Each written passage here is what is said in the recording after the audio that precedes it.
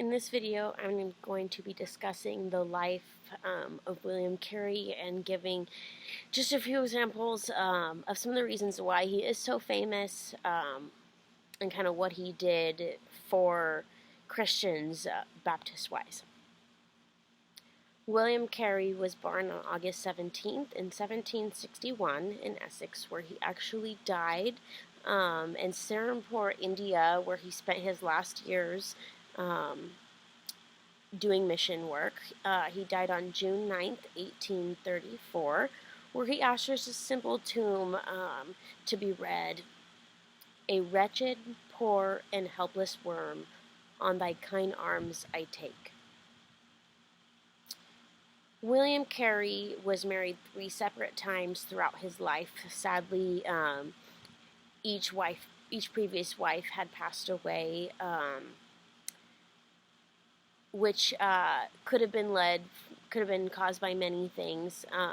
He did have several kids.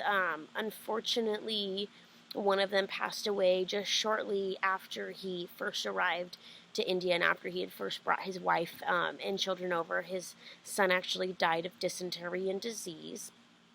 However, he did have 2 other sons, Jabez and Felix, in which he ordained and sent out to do their own missionaries and to live their own life and kind of, be a mini William Carey. William Carey believed that God was telling not only him, but his wife and children to be converts to the heathens, to set out to those in the world and those in India primarily that practice other beliefs, Hinduism, Antichrist, those such things, to convert them into believing in the grace of God and believing in God's word.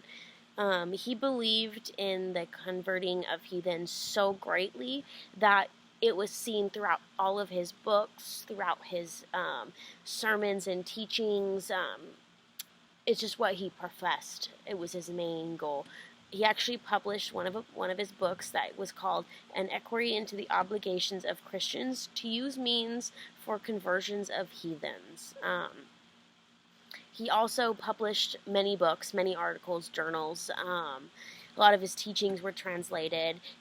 He also translated the New Testament Bible into many different languages to suit those in which the language they understood, whether it be English, some form of Indian language.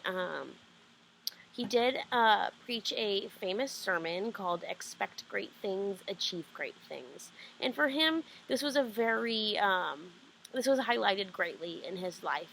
He was a professor at Fort Williams College. He was deemed Doctor of Divinity degree at Brown University. He taught at many different colleges in India, in the States, in Europe, though he did spend a great time of his life in India serving. He served with a guy named Andrew, in which he mourned his death. He also served with another man. He would bring on these men, which he believed were the ones that should be missionaries, not women, which was important to him. He was known as the British Baptist missionary and minister, as well as the father of modern missions. A lot of the articles and books that he was an author of led to the Baptist Mission Society, which is still seen today. A lot of Baptists and other denominations of Christians name him the social reformer, but also the illustrious Christian missionary, which was important to him. He believed, like I said, that God was telling him, go out to the nations and spread my word, spread my love.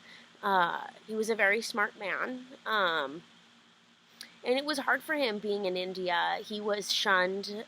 He was turned away.